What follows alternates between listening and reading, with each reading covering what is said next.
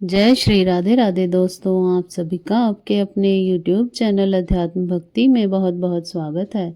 आइए आज आप सब सुनेंगे फागुन मास कृष्ण पक्ष में विजया एकादशी व्रत कब धारण किया जा रहा है। तो जानेंगे व्रत के शुभ मुहूर्त के बारे में। पारण कब और किस चीज से किया जाएगा। इस दिन भगवान को विशेष करके किस वस्तु का भोग लगाना चाहिए। इस दिन क्या करना चाहिए और क्या नहीं करना चाहिए। तो आइए जानते हैं इन सभी बातों के बारे में। प्रत्येक माह के कृष्ण पक्ष और शुक्ल पक्ष की एकादशी तिथि के दिन एकादशी का व्रत धारण किया जाता है। इसे एकादशी या ग्यारत व्रत के नाम से जाना जाता है। प्रत्येक एकादशी व्रत का अपना विशेष महत्व माना गया है।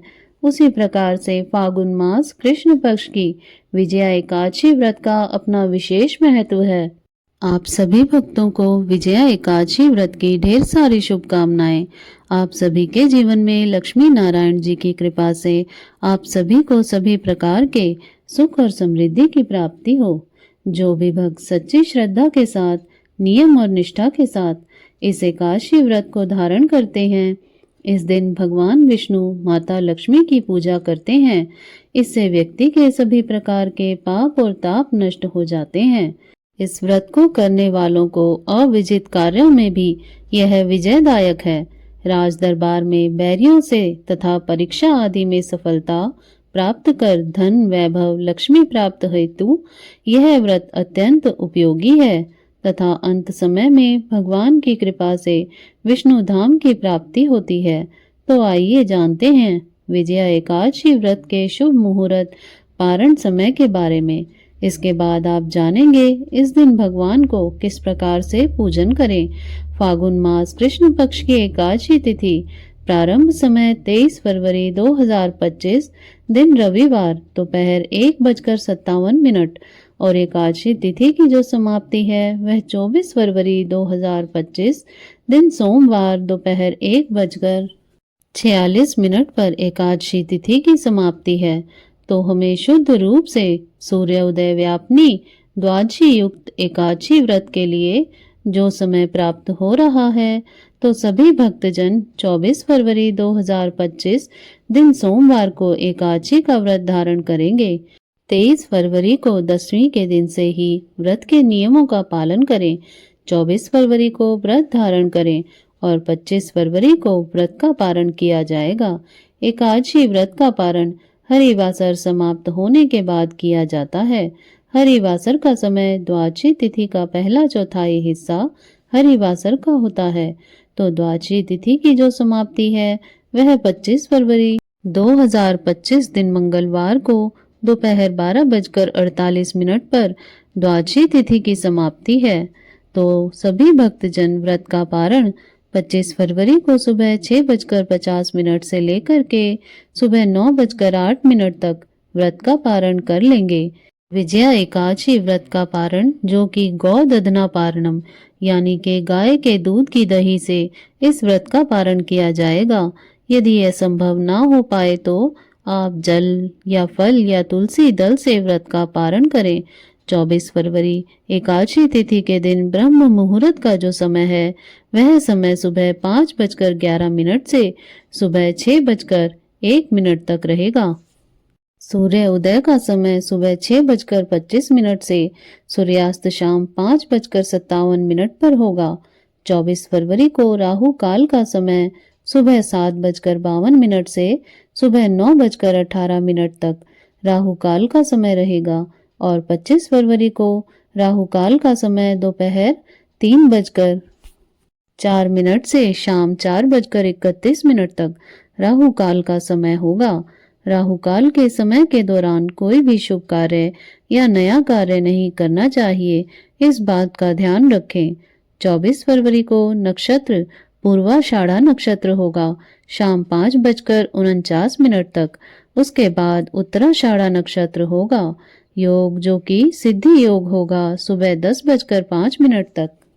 उसके बाद व्यतिपात योग होगा और पारण के दिन 25 फरवरी को त्रिपुष्कर योग भी बन रहा है जो कि सुबह 6:50 से रात्रि 12:47 तक होगा, जो कि बड़ा ही अच्छा योग बन रहा है। जो भी व्रती हैं उन्हें व्रत के लिए दशमी के दिन से ही व्रत के नियमों का पालन करना चाहिए। दशमी तिथि के दिन शुद्ध और सात्विक आहार ग्रहण करना चाहिए।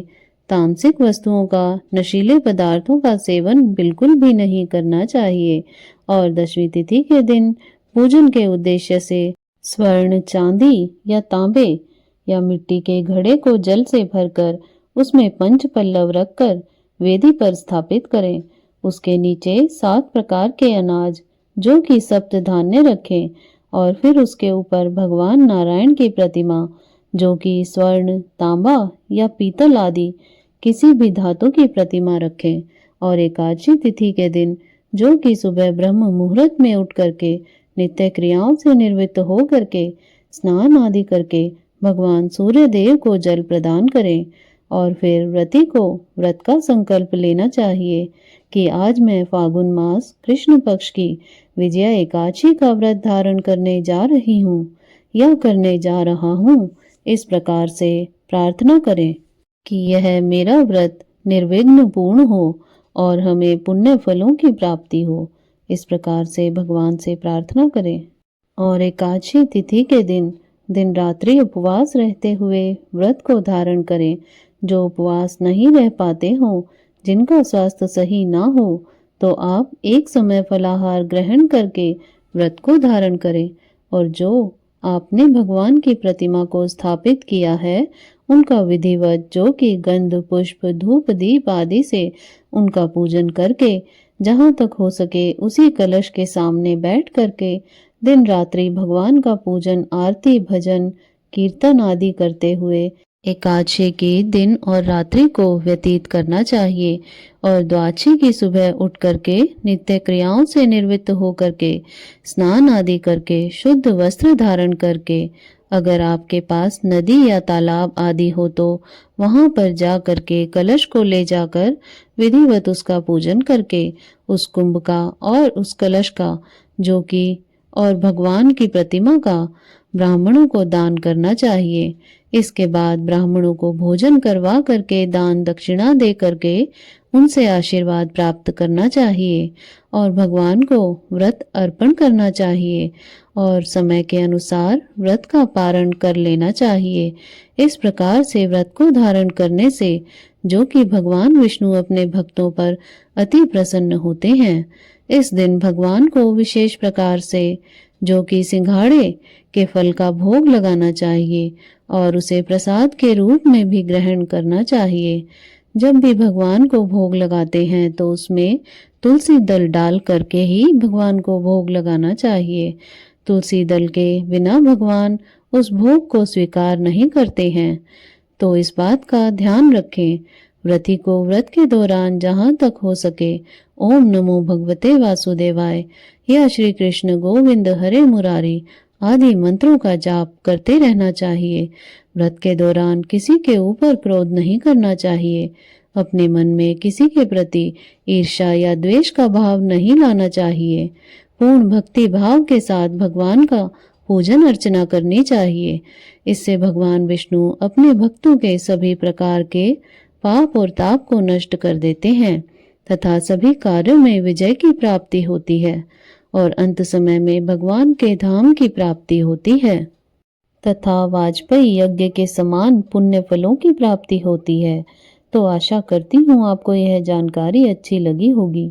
ऐसे ही ज्ञानवर्धक जानकारियाँ प्राप्त करते रहने के लिए, व्रत पूजा आदि के बारे में जानने के लिए यदि आप चैनल पर पहली बार आए हैं तो चैनल को सब्सक्राइब कर लें ताकि आने वाली वीडियो की नोटिफिकेशन आपको समय से मिलती रहे।